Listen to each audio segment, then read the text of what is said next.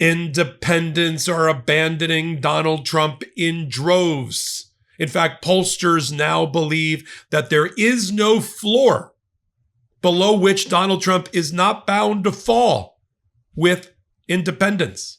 Independents have gone from being in favor of Donald Trump in January and to now they believe he is unfavorable by 29 points. He went from level even with independents willing to give him the benefit of the doubt on inflation, on immigration, on the way in. It's called the honeymoon period. Honeymoon is over, everybody. The independents have abandoned Donald Trump. Elvis has left the building. You don't go from level set in January to negative 29 points under with independents, primarily being held down by the number one issue that got Donald Trump elected: the economy, inflation, Donald Trump's stewardship of it. You could say whatever you want about Joe Biden, but if the American consumer / voter had believed that his economic policies were really working for him around their kitchen table and pocketbook and checkbook, he / Kamala Harris would have got reelected. So on inflation, independents believe that Donald Trump is unfavorable. Favorable rating is negative 45 points. He's underwater 45 points. By comparison, Joe Biden at the end was underwater 38 points. He's 7 points worse than Joe Biden. And you cannot win the midterms. I know Donald Trump's not running for re-election again, at least not in our minds, but he cannot win. And MAGA Republicans in the House know they cannot win with numbers like this. And all of this new polling is all after the big, beautiful bill got passed. Now that the Americans understand through independent media like this how terrible it is for their kitchen table personal economics. This was a red massacre. This was the red wedding of Game of Thrones, but perpetrated by Donald Trump against his own voter and own voter base. And they're waking up and figuring it out, and the independents are leading. This is all new polling. Negative 29 points, favorable, disfavorable rating for independents. That means they have left Donald Trump, and you cannot win an election without it. I'm Michael Popok. I'm going to break it all down for you right here on Legal AF. While you're here, hit the free subscribe button. It matters. It keeps us on the air at this critical, turbulent moment where on-air personalities are being taken off air. Now's the time to register your vote and hit the subscribe button. You cannot, I'll just say the obvious, you cannot win the midterms if you're the Republican Party with these numbers. You just cannot. And Donald Trump is the only thing on the ballot. Not technically, but he is. It's only Republicans. It's either a pass, fail, and they are failing. Well, the top Republicans are rallying around Donald Trump a little bit. Independent, you can't win without the independents. His base is not large enough. So just to give you an example, he is negative 29 points in as of July with independents, favorable, unfavorable. He was negative 23 with independents in 2017, and we all know here he didn't win the 2020 election, now did he? And he understands that polling matters in certain circumstances, like more than almost 70% of Americans polled said back off your attacks on the Federal Reserve. We don't want it to be dependent on you. We don't want you to capture the Federal Reserve, Donald Trump. We want it independent from you for the health of our economy. And Donald Trump backed off, right? He did that walkabout with Jay Powell, the chairman of the Federal Reserve, the other day, wearing hard hats. Tried to do a gotcha moment, except Jay Powell's smarter than he is. And he said, oh, you're over budget, $3.1 billion. And he said, let me see that piece of paper. Yeah, you're including a building that we built during your administration that you approved. Well, it's another building. Yeah, it's another building. Has nothing to do with what we're doing right now. And right after that tour, on that tour, Donald Trump said, I'm going to keep Jay Powell. You're going to keep Jay Powell because it's killing you in the polling. Harry Enton of CNN just talked about He thought there'd be, at least for the free fall of Donald Trump and the independents, there'd be a floor somewhere. He's burst through the floor. Let's roll the clip. We are talking about independence, Mr. Berman. And I will say this is the biggest warning sign, the biggest danger sign for President Trump in his second term so far. Why is that? Because it does not appear that there is a bottom to which Donald's support can't fall to. What are we talking about? Trump's net approval rating with independents. You know, there was all this hubbub about Gallup that came out this past week. You see, back in January, it was minus 2 points. Now it's minus 35 points. But what's important here is Gallup is largely matching the average. Back in January, in the average, Trump's net approval rating with independents was minus 3. Look at where it's fallen to now, minus 29 points. That is a drop of over 25 points with the key part of the electorate. If you're not winning among independents, you're probably not winning overall. And when your net approval rating is minus 29 points, you are definitely not winning overall when you're that low with independents. It's just the size of the drop. It's staggering. It's huge. It's not just on inflation, which though is the number one driver. It is and always will be. As the Clinton team talked about so famously, they had their slogan up on a grease board on a whiteboard. It's the economy, stupid. I almost said, keep it simple, stupid. It's the economy, stupid. That's why Bush got beat by Clinton. That's why Trump got beat by the incoming Biden. And that's why Trump and the MAGA are going to lose at the midterms. Because inflation / the stewardship of our economy matters to people, and it should. And it should. And when inflationary drives have raised the prices for you in the last month, they've gone up, not down, at the supermarket, at the gas pump, to pay your rent, your insurance, up, not down, and up considerably in the last year, including during the Trump administration, it matters. But it's not just inflation.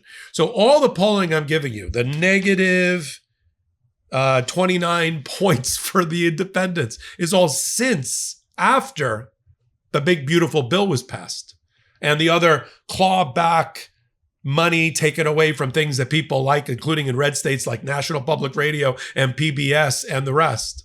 After all of that, this is the polling. This is where the polling landed. Same thing with immigration. What Donald Trump thinks is his strong suit. See, Donald Trump is trying to convince America that he got elected on an immigration platform. He didn't. He got elected on an inflation / economic platform. On immigration, he's losing too. His approval rating on immigration is 41%. That means 59% of people do not believe he's doing a good job in immigration, which was something he thinks is his strong suit, and he keeps pressing it. And the more we see children in handcuffs, the more we see people in cages, the more we see human beings being chased in traffic stops or through churches, schools, factories, or farms, the more we see mothers being separated from their children, Donald Trump attacking birthright citizenship, it's showing up in the polls. It's like it's gotten into the water supply. And now we've got the ratings. This 41% approval rating, 59% disapproval rating, a negative 18 points on that, is all since Donald Trump went to war against other Americans that he doesn't like, as he said publicly, in California with the ICE raids. Every day we hear about ICE abusing people, wearing masks, even when they're Americans, using stun guns against them, high-fiving when they don't think anybody's looking, about the bounty that they're going to receive from their office, from Donald Trump, the $10,000 bounty, the $30,000 bounty. This is what we're at right now. This is like Running Man. This is like some dystopic science fiction movie where we're paying law enforcement to cattle prod and hog tie other human beings. I'm not okay with it. You're not okay with it. Independents are not okay with it.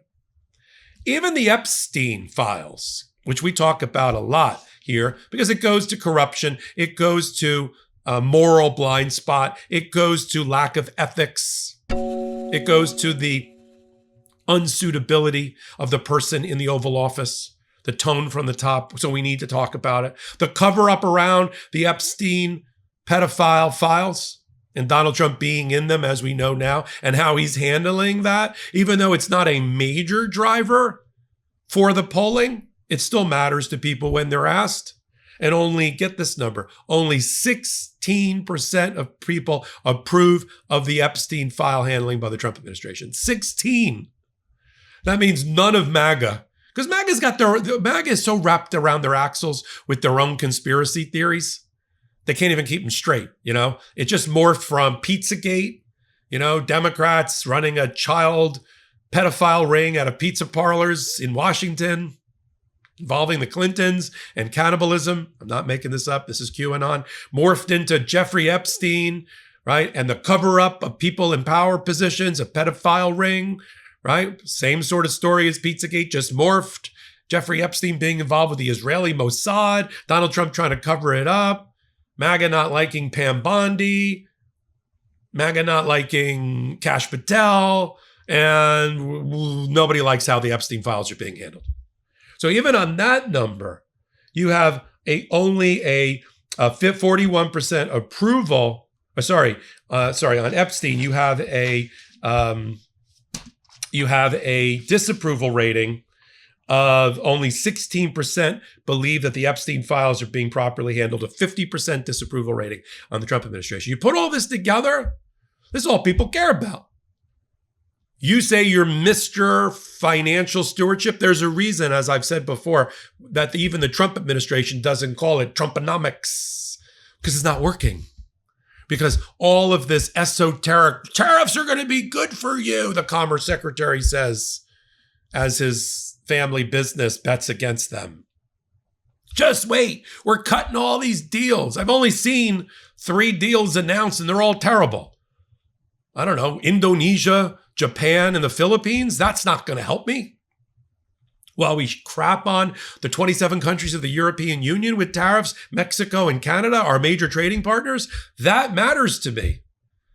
This is a legal term, where my schmata gets made in Indonesia or in Vietnam matters less to me than how people pay for their food and their Medicare and Medicaid and food stamps and disability all being cut. That matters more, and it matters more to red states, and it's finally showing up in the polls. I don't care if they stand in the Rose Garden tomorrow and announce 90 new deals for tariffs. None of that's going to help the American consumer. Economists have said at least half of the tariffs that are being charged are going to be booked back to the American consumer in price increases. So we're back to inflation. That the distributors and the manufacturers and the companies are going to eat a part of it. They're going to negotiate deals on the supply chain for a part of it, but the rest is going to get passed through right in time for Christmas. Right in time for Christmas. So every time they hit the button of tariffs are great, all you need to translate that to is inflation is coming, and the economy sees it. We are slowing down to a recession. Don't let the stock market numbers fool you. That's what metrics that the Federal Reserve are looking at tell them. It's not just cue cards and talking points. The Federal Reserve and its 3 major buildings with all of its statisticians and economists and analysts look every day for slight inflections, slight details in reams of economic data to plug the United States economy into the world economy. And they are when you hear they're not cutting rates or they are cutting rates, that's because they see something in the data that Donald Trump completely ignores, isn't being told, doesn't care about.